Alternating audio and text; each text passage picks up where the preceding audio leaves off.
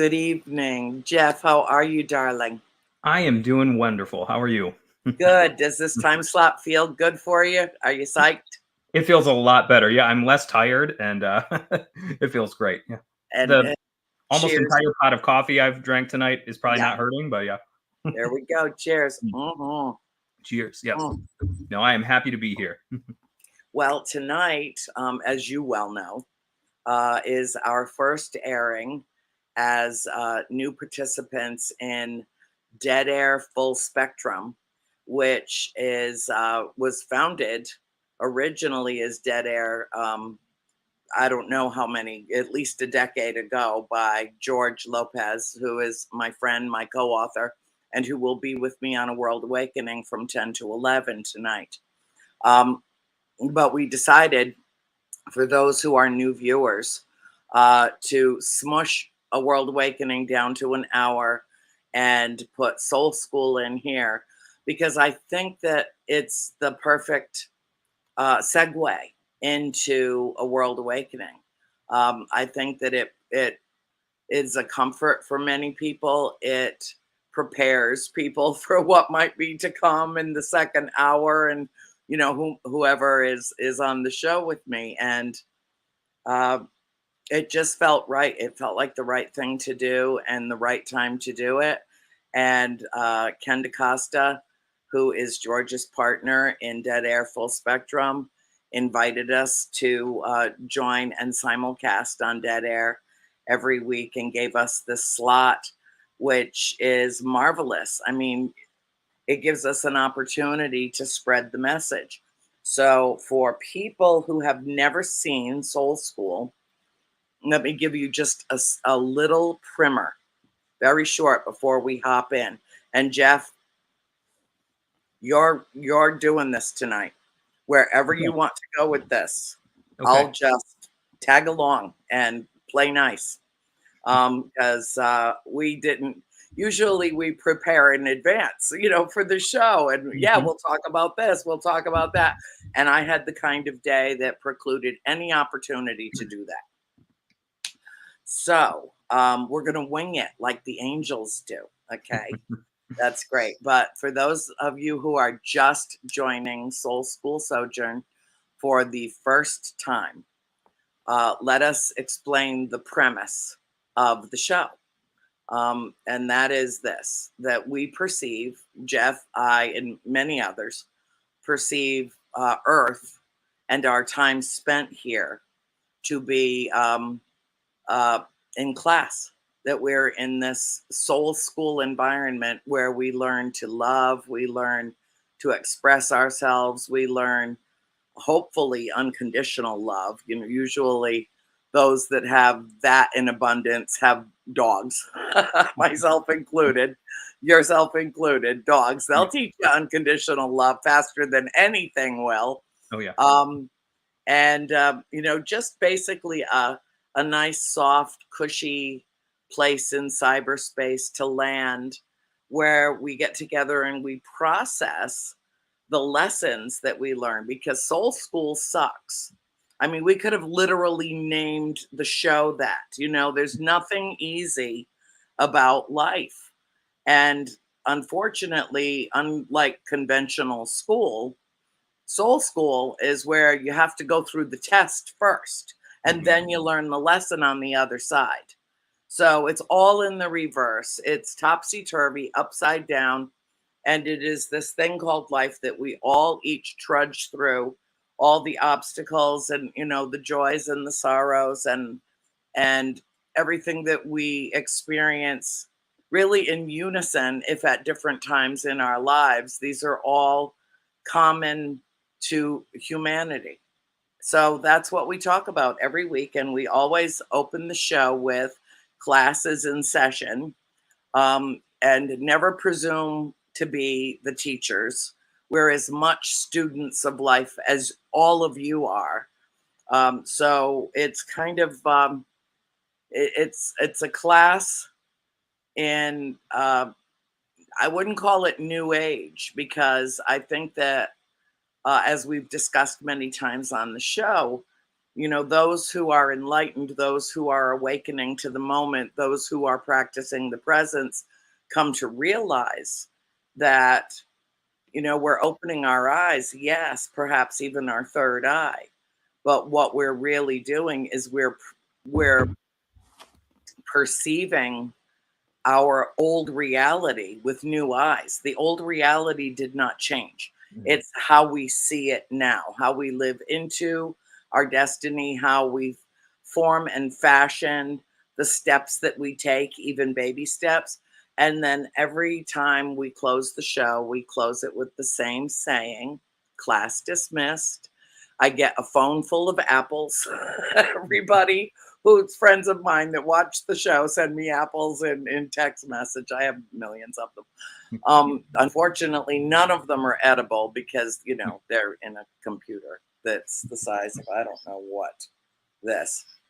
Um, and I have my little dinky dog, Peanut Buttercup. I know it's my baby.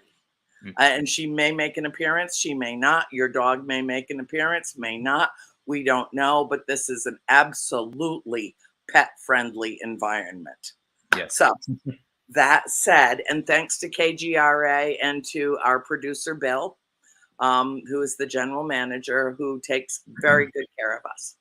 So, all of that said, and now 7 minutes into our show, because I had to explain what this is.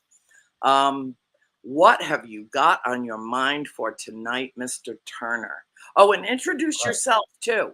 And Yes. let people know what your background is. They all know who I am. Who are Yeah. you? And what Yeah. are you thinking about? Well, my name is Jeff Turner. For those of you who don't know me, I know I have been on A World Awakening a few Yes. times. So those who tune in to this time slot, pardon me, may know me from there. Mhm. But if not, my name is Jeff Turner. I am a former pastor. 12 years of my life, I served as an evangelical Pentecostal pastor, and within that, somewhere in that 12 years, I experienced a massive shift in my theology. I came from a place of more fundamentalist, let's say legalistic, heavy-handed, hellfire and brimstone style Christianity. It's hard for people who know me now to believe that, but Yeah. believe me, I have recordings from back in the day that would curl your hair and possibly your toenails and fingernails, and they most certainly wouldn't mind, so I don't listen to them, but I keep them around as reminders. Um, yeah, so I come from that environment, and about halfway through my tenure as a pastor, maybe a little bit before that, actually, maybe about a quarter of the way into it, I began to re-understand the concept of God, and it happened with having kids. That has a way of softening your heart. There are things that you can. I mean, there's other things too, but for me, that really was it. You can really carry a notion of a God whom you're taught to refer to as Father, and at the same time believe that this father is going to barbecue billions of humans for an eternity in some torture chamber in the center of the earth. It's easy to believe that. It's not necessarily easy to believe that, but it's easy to hold on to that belief until you're a father yourself, at which point you look at your own children and you're like, I am the God whom I worship's moral superior. So how can I raise my hands and call this God good when he gets away with things that I would never get away with? Anyways, that's long story. Make a long story short, some of that stuff began to cause me to question my faith, and I did. And it wasn't all as simple as that. There was a lot of deep theological probings and even mystical experiences and things like that happened that really caused that version of Jeff Turner to come unraveled. And so for a season, I just kind of attained a more gracious expression and or understanding of God, but that also allowed me. It gave me permission to ask questions that I wasn't allowed to ask before. And when I began to ask those questions, my faith didn't just change from like this fundamentalism to this more gracious version. It actually fell apart on me. And soon enough, I tugged on enough theological threads that old sweater unraveled, and I found myself with nary a stitch of clothing on, standing naked as pastor of a church, but also now an atheist. And that was a difficult road to travel, but I worked through it. I will say this. I ended up leaving my position as pastor because my my view and my understanding of spirituality and God became just incompatible. It's one of many reasons, but it's a big one that I left, and I embarked on a new journey of being an author and a speaker and a lecturer, where I now kind of talk to people about the spiritual journey and about the fact that you don't have to abandon spirituality simply because your former understanding of it has fallen apart on you. That's kind of where I've landed. And I think that's what I want to talk a little bit about tonight if I'm feeling the correct vibes. I think that's where You I are. want to kind of go tonight. Yeah, you Um, are. that you do not have to abandon spirituality simply because your former way of practicing it has fallen apart on you. In fact, your former way of practicing it is supposed to fall apart on you so you can discover a brand and a mode of spirituality and of doing this thing called life that you simply could not have even conceived of prior to the falling apart. And so that's kind of what I do these days. And I still minister and speak in churches. I've written a couple of books. I've got more on the way, and that's kind of it's a very brief intro to Jeff Turner. So yeah, I kind of want to talk along those lines. So I've got like literally 1,000,000,001 thoughts in my head, and they do all go together. I'm going to just compress them a little bit because I could talk for 2 hours and we don't even have one at this point. Okay, so here we go. I've been thinking a lot lately this week about the concept of exactly what I just said, the reappearance in our lives of ideas, beliefs, whatever that we let go of at an earlier time in our life. I'm not really doing it anymore because it's complete. We're just waiting on publishing date, but I work with a publisher as an editor at present for a classics imprint of this particular company. And we're working on releasing a new edition of Khalil Gibran's The Prophet, which is a fantastic book. And I've quoted from it several times the last few weeks just because I've got the prophet on the brain because I've been editing. And it's a fantastic book. And the version we're going to release is going to be great as well. It has a foreword written by William Paul Young, who's the author of the book The Shack, if you've ever heard of that. Yes. And so anyways, I have the prophet on the brain. And I was thinking today of the closing line of the prophet, where this individual, Mustafa, he's been waiting for his ship to come in for 12 years to carry him back to the land of his birth, which is a symbol for him dying and the end of his journey and the end of his life. And the whole book is him basically dispensing this perennial wisdom to those who are there to see him off. And they ask him a series of questions on everything from pain to marriage to children to you name it. And it's just chock full of wisdom. It's just a beautiful, beautiful work. And so the closing line, though, spoiler alert, he says this: "A little while, a moment of rest upon the wind, and another woman shall bear me." A little while, a moment of rest upon the wind, and another woman shall bear me. In other words, he's saying that, yes, though I go to my death, I will return to you, though in another form. And that is the nature of life in reality, that which we let go of always returns to us in another form. Slavoj Žižek, the Slovenian philosopher, this is him kind of summing up the words, the philosophy of Deleuze. He says that everything truly new appears in the form of a repetition. Everything truly new appears in the form of a repetition. So now let me just throw some theology out there. And Andrea, anytime you want to cut in and disagree, agree, whatever, please do. Oh, honey, no, this is great. I mean, I have a degree in philosophy. This is for me like returning, to a classroom in 1976 and just being mesmerized and knowing exactly what I was supposed to study from the first 15 minutes of the first philosophy class that I ever took. I was like, before the word resonates was out there constantly, for us to as part of the vernacular. Yeah. I knew what resonated with me and where I was going to go. So you're speaking my language. So please go on. Okay. So let's talk a little theology now in light of what I just said.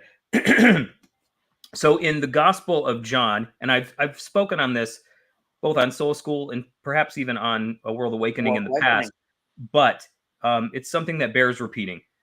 And it's one of those things that everywhere I go, I just teach because it's really a passion point in my life. So in the prologue to John's Gospel, John chapter 1, the writer says this: in the beginning was the Word, and that word in Greek is the word logos. So in the beginning was the logos, and the logos was with God, and the logos was God. Now, what John is doing here is he's basically recapitulating the creation story in Genesis 1 that says, in the beginning, God created the heavens and the earth was without form and void, and darkness was upon the face of the deep, and a wind from God was blowing in the face of the Tehom, or the chaos.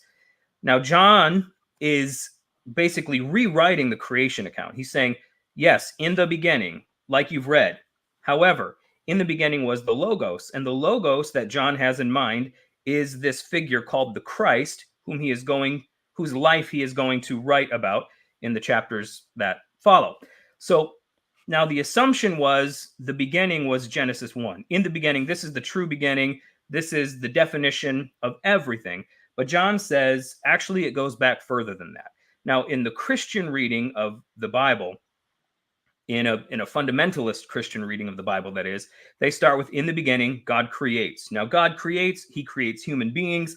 Apparently, this God is too dumb to realize human beings are going to screw up, and he puts them in a garden with a piece of produce that has the power to, make them these sin-infected monsters whom he will be forced to torment forever. And he's just like, geez, I didn't know they'd eat the apple.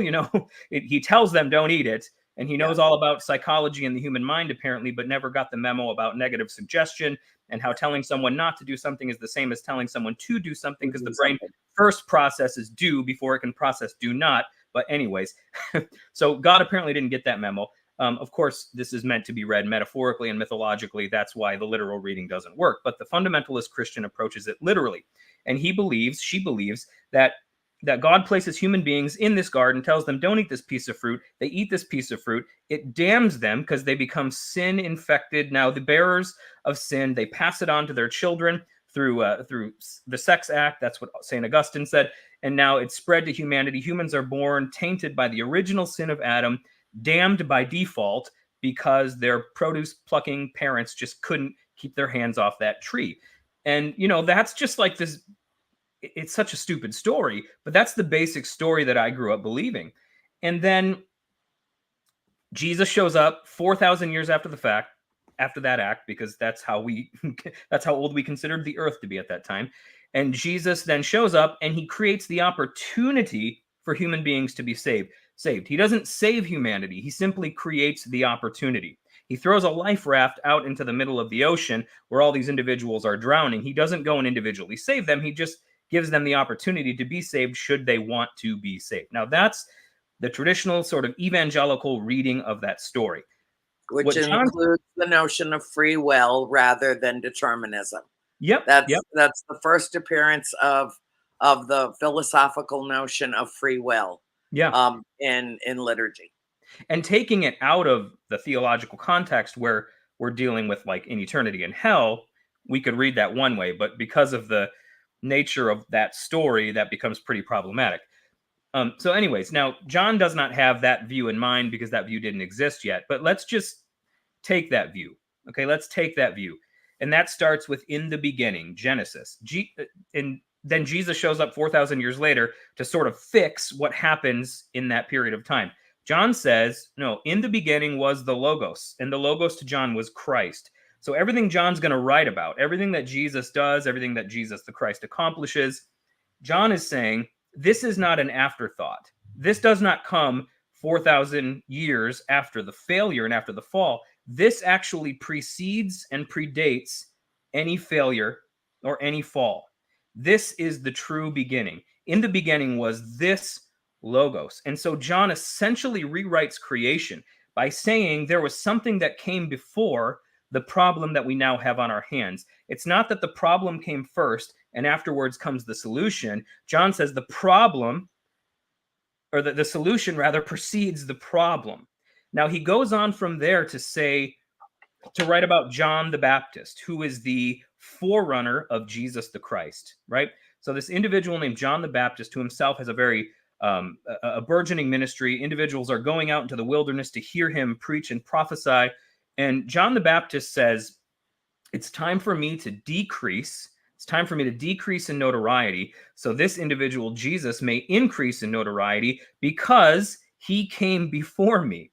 Now, I love the play with language, the way that they're playing with the language here, because John says, I was sent before him to announce him because he came before me. So John says, I've been sent before him to announce his arrival, but now I must decrease because even though I came before him in time, he precedes me in eternity, right? Which is exactly what John says in the opening line. In the beginning, it goes back further.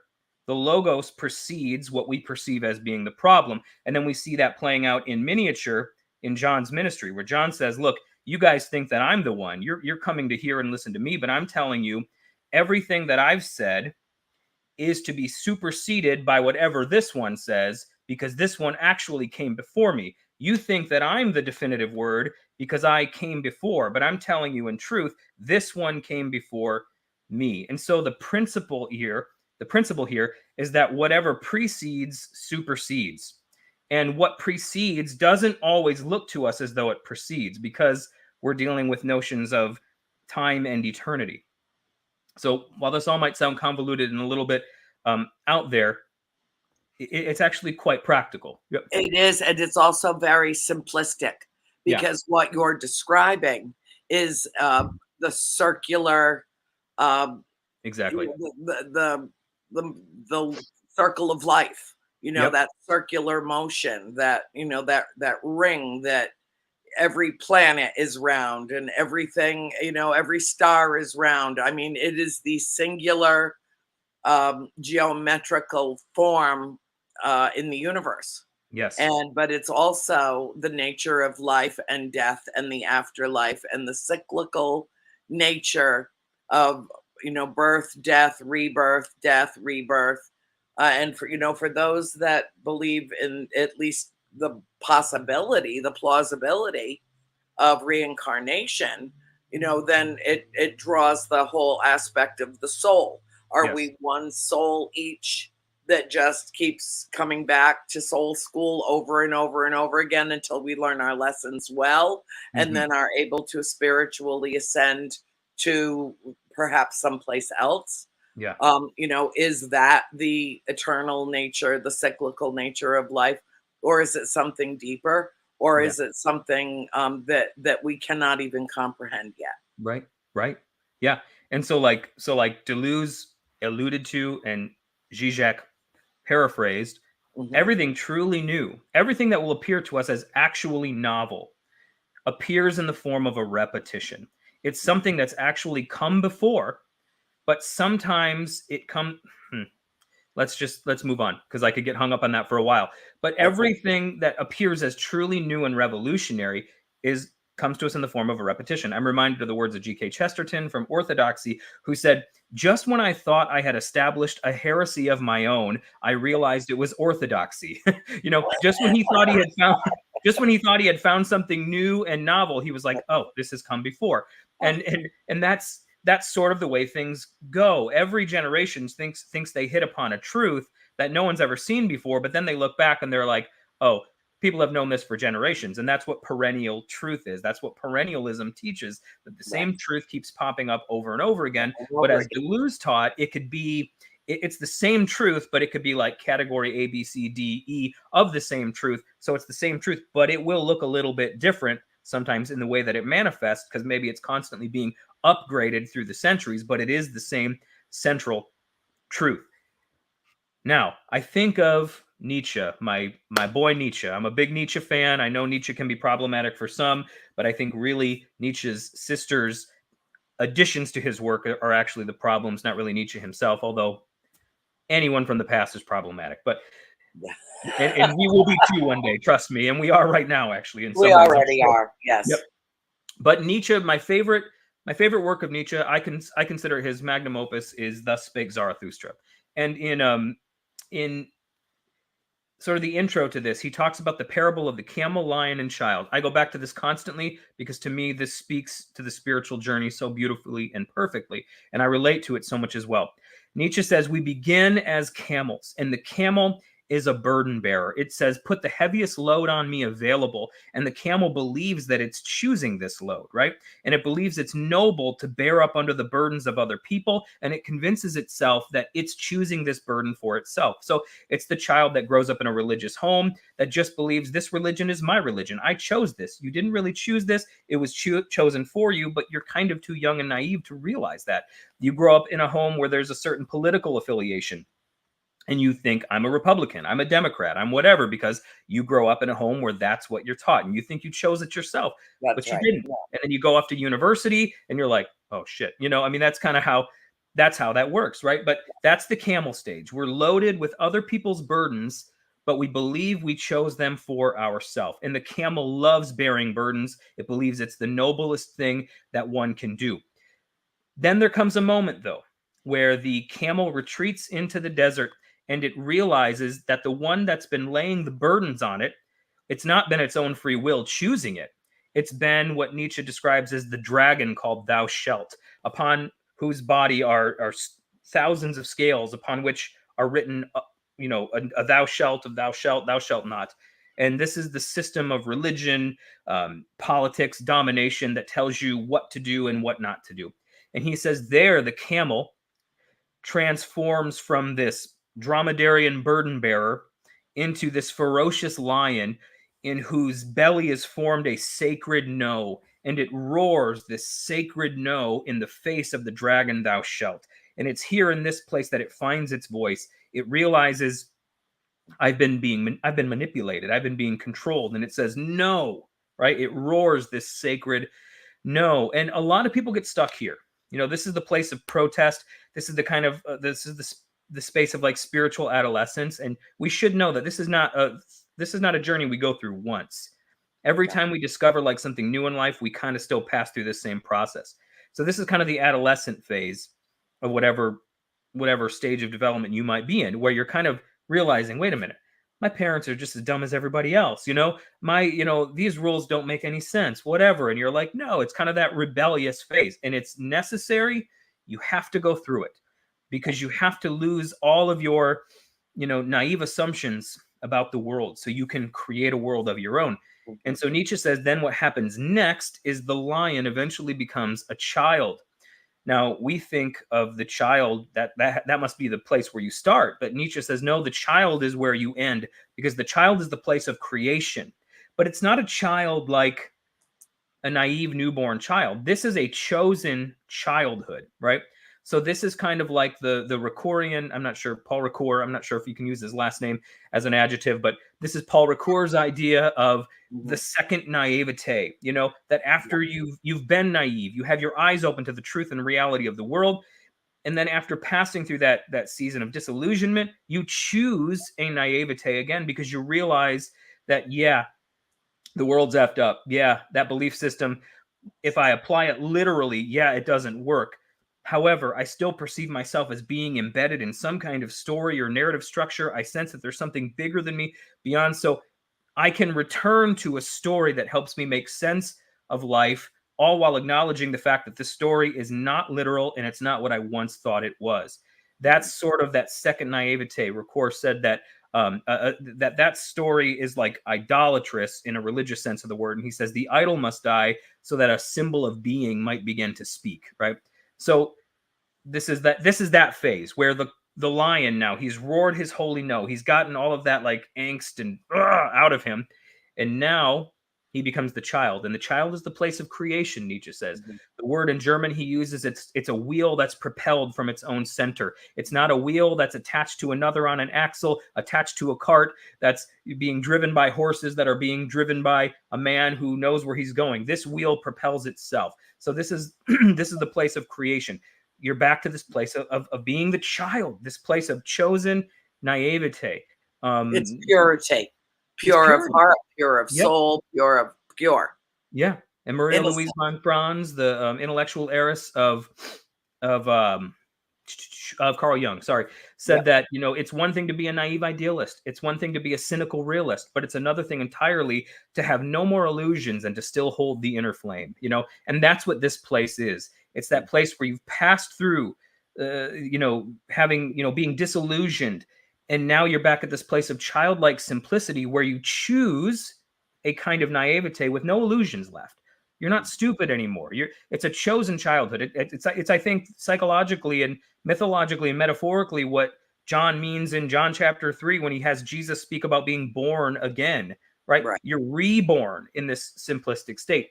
Now, the thing about the child state is sometimes the child looks completely different from the camel.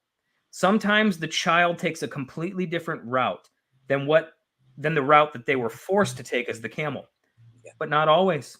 Sometimes the child finds themselves doing some of the exact things they did when they were the camel, only now they're not doing them in dromedarian beast of burden-esque fashion. Now they've chosen these things and they see them from a different perspective. They see them in a different light. They know them for what they really are, not just for what they were once forced to believe that they were. And so this is what I'm talking about when I say that sometimes things that you let go of return to you. But when they return to you, or when you return to them, you don't return to them the same way. They don't return to you the same way. Ricord used the illustration, pardon me, excuse me, of the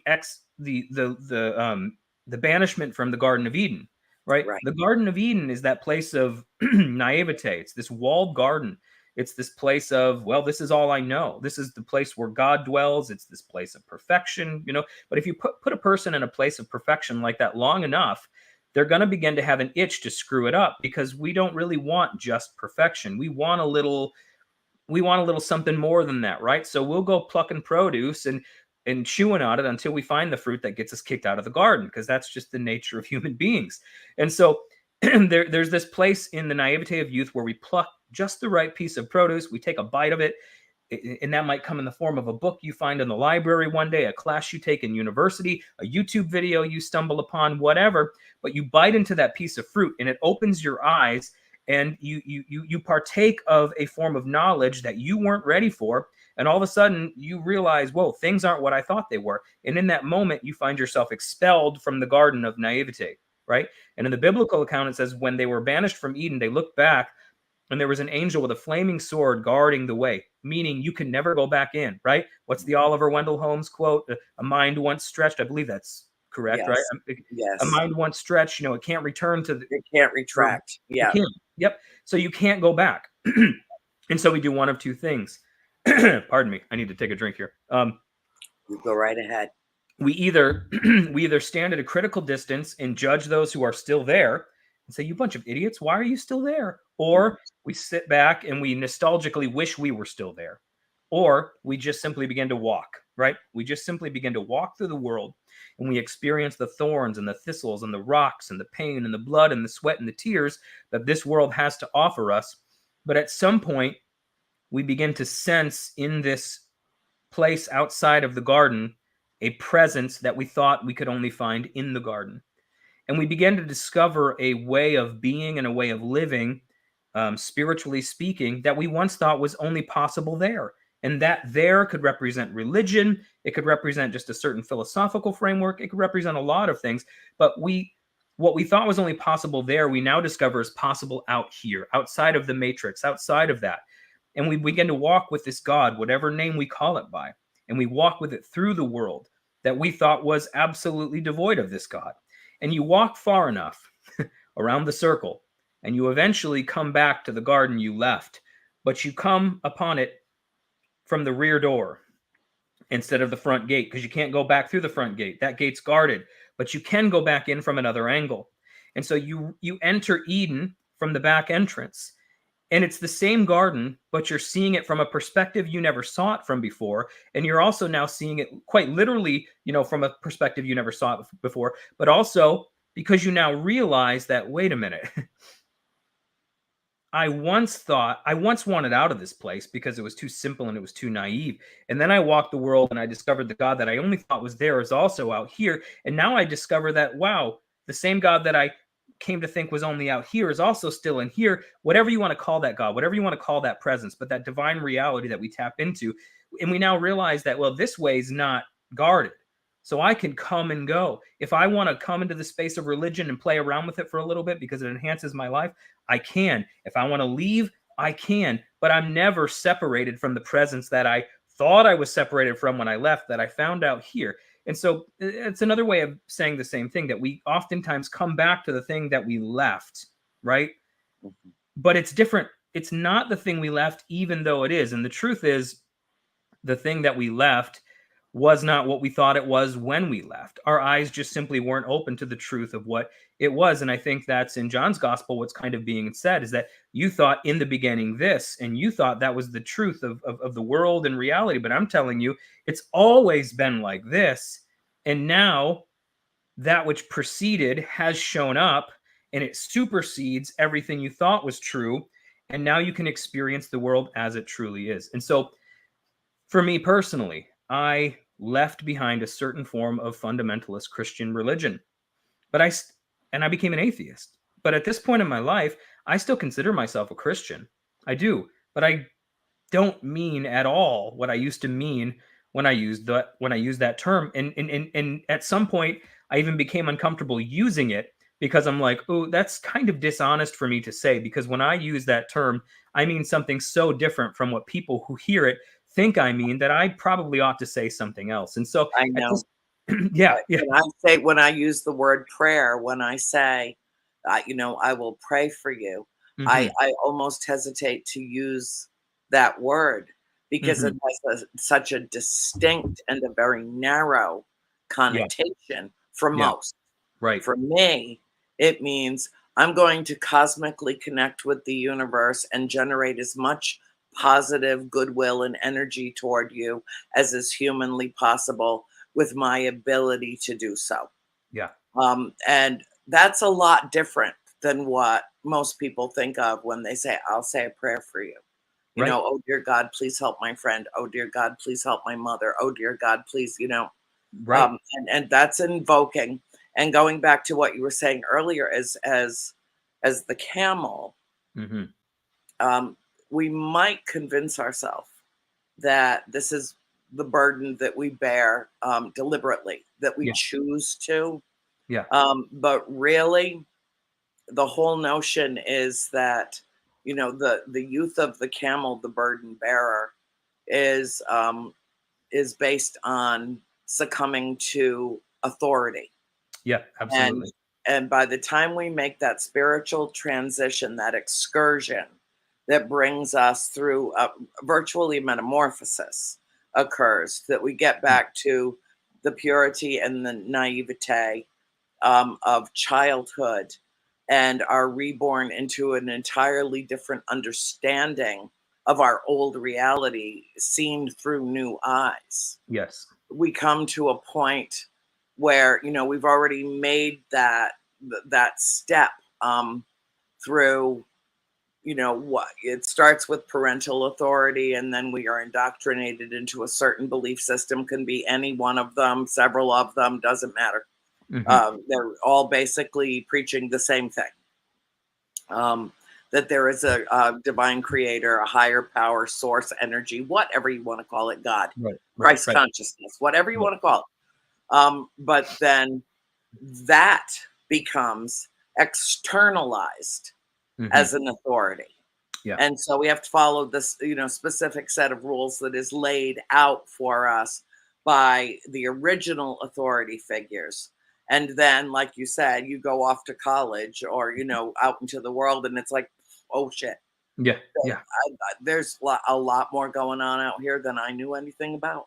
yeah, And you start to absorb it, and your perspective changes and expands and grows. And that's a natural process, as it should be. And sometimes it's an influx of too much information to process. Sometimes it's so entirely different than the foundation upon which your bricks have been stacked, that it feels like your house is crumbling around you. And you get to that place where you, I believe, come to the certain knowing that the phrase "be still and know that I am God." hmm For yeah, me, I internalize that. I believe that each and every one of us is the living, breathing expression of God consciousness, that each one of us is a little piece of what that God is. Mm, and that it is that we are the way. It mm, sees its own creation and mhm. interacts with its own creation. In other words, everything is one thing. Everything is God consciousness. Everything is energy. Everything is one thing. Mhm. And so I frequently lecture about, the notion of the realization of oneness. That Yeah. when we, humanity, gets to a point where we can love each other like two little children running into each other's arms on a sidewalk, or when we get to the point where there are no barriers or boundaries between us and we just love each other for the sake of the fact that we exist, Mhm. then that's that kind of childlike naivete Yeah. that I believe that humanity will need to attain in Mhm. order to survive Yeah. long term. Yeah. No, I agree. And there's I can't remember where it comes from, but it's a Carl Jung quote that goes something like, "The biggest questions in life are never answered; they're simply outgrown." Yeah. And Yeah. there is a point we come to, and I think that's part of that naivete where we spend our whole lives in that lion-like phase, roaring and seeking. What is the answer to this? And we're seeking and we're seeking and we're seeking, and then eventually we just come to this point where we let go and we outgrow the question. And when we outgrow the question, the answer comes to us, but we don't even perceive it as an answer because we're not asking the question anymore, but Right. we live as though it were answered, right? The Yes. anxiety and the tension, all of it's released, and we just begin to live and we just begin to love. And it's kind of like, in the, let's say, in the naivete of my own youth, like literally speaking, there may be, let's say, the question of, why bring life into this world? And people have arguments against that. And I'm not really bringing that up as an argument. I'm just saying that might be a question someone asks. But then the moment you hold your child, it's like the question's irrelevant. Right. The question's absolutely irrelevant at this point. I could sit back and could question the morality of my decision, but at this point, it just doesn't matter. This beautiful thing is here, and every second of my life will be spent caring for it and nourishing it. So it's like you have an experience that causes you to outgrow the question, and you live as though it were answered now, because the question caused you so much anxiety, right? It caused you so much it caused you to fret and whatever. But now that this thing has arrived, the question's not answered, the question's outgrown, but you live free from the anxiety that the question caused you, because you've had this experience. And And I'll love yeah, is the answer to every question. Love. absolutely. Yep. Yep, absolutely. And like even in the name of the whole coming full circle deal, like even the fact that I'm here with you tonight and have been here doing this show since May of last year is a full circle journey from my own youth, right? I mean, because I grew up in a home that was, for lack of a better term, haunted. And we lived there for 13 years and, had things happen that I sleep fine, but there are people in my life related to me who still don't sleep well at night, because we'll just put it that way, because of the things that we experienced in that house for 13 years. Mhm. Um, you can't get over that. That awakens something in you.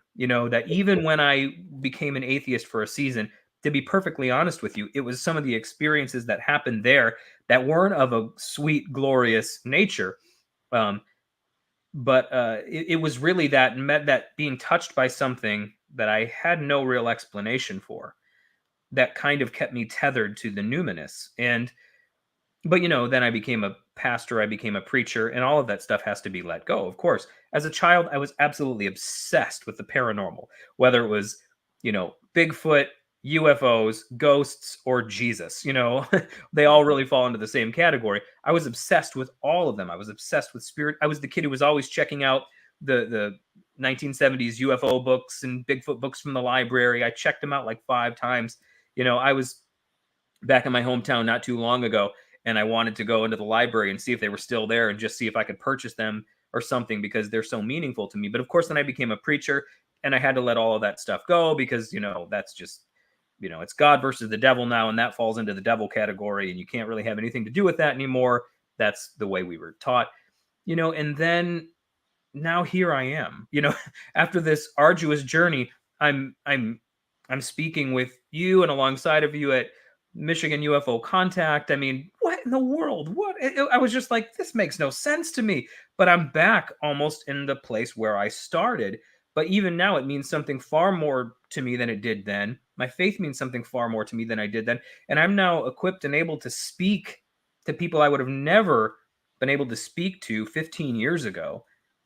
And I can even speak now to those I could speak to 15 years ago about the things that we might talk about, but in the language that they can understand. But the journeys prepared me and made me able to do this, you know, like because people in the paranormal camp, they still have questions about Christianity. They have questions about religion. And, you know, like, yeah, I don't really believe the way I used to. And maybe they're condemned by people because they've had these experiences and they have these interests and the church condemns them. But something inside of them still craves to be a part of that in some way, you know, and I can look back to them and say, you can be, you're not excluded. If this is how you want to practice, you can practice this, you know.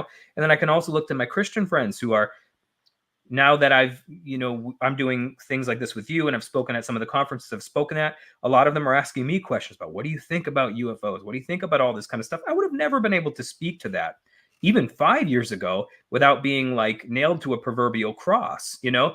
And now it's like the whole journey has, it's come full circle.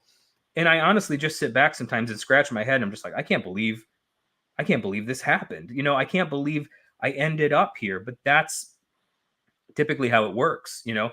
You begin at a point, you end up back there again. That's how it works. And what precedes supersedes, right? And what came before dominates everything that came in between, and you find your life just complete. And so, you know, I don't know. I hope that made a little bit of sense. Do you want to comment on that? Well, you know, I think that the value of doing a little show like this, you know, for the coupling of us, you know, how we paired up out Hmm. of nowhere. It was just instantaneous. I pre-loved you before I even met you, and then I met you, and I was like, "Oh my God!" And we sat down at a table, and within 5 minutes, I basically said, "You want to do a show together? You want to do, Hmm. something together?" I mean, we have. I believe after our first face-to-face conversation, I said, "Jesus God, I wish somebody had recorded this," because uh, it was enlightening to me. It was refreshing. Um, you are in many ways my polar opposite. You know, you come from a place and a mindset and a religious structure, a foundation that I cannot even imagine or relate to at all.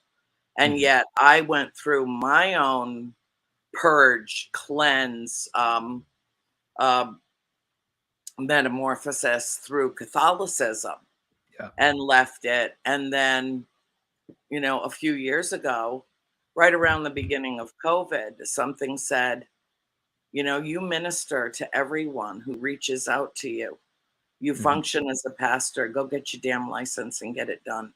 Hmm. And so you left the ministry. I joined the ministry, and it's a universalist church. It Yeah. is, everyone is welcome. It espouses all of my, uh, you know, theological leanings,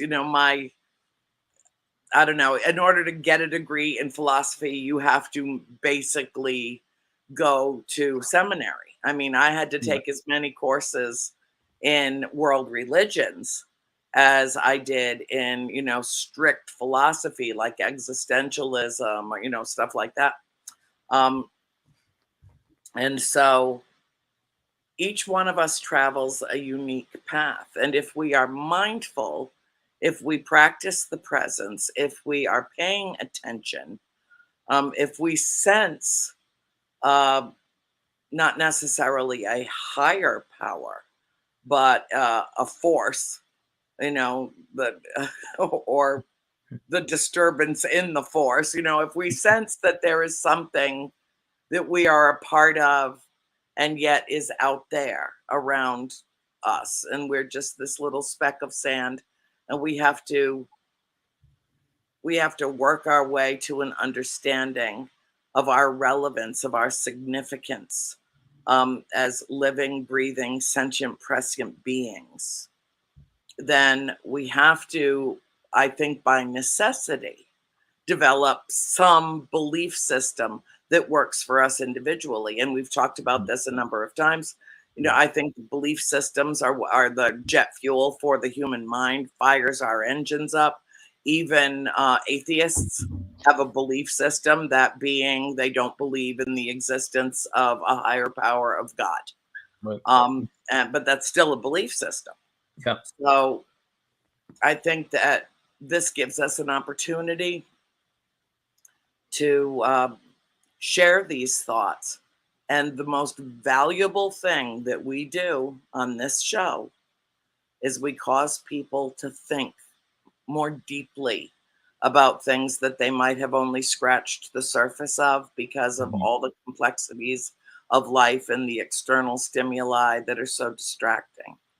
And it gives them a little bit of a time to maybe go inward and listen and process and expand the way they're thinking about something. Mhm. Um, and that's its intrinsic inherent value. And so, for those who are just joining, you know, have come to class for the first time, hope you took notes. If you didn't, this gets archived immediately. You can always listen again. And please, you know, feel free next week to join us again on Soul School Sojourn. It is a blessed reunion of souls to be with Jeff every week. And it is a blessed reunion with all of those who gravitate to this message for whatever reason. And all are welcome all the time. Remember to be the light that you seek. And with that, I will say good night and class dismissed. Peace.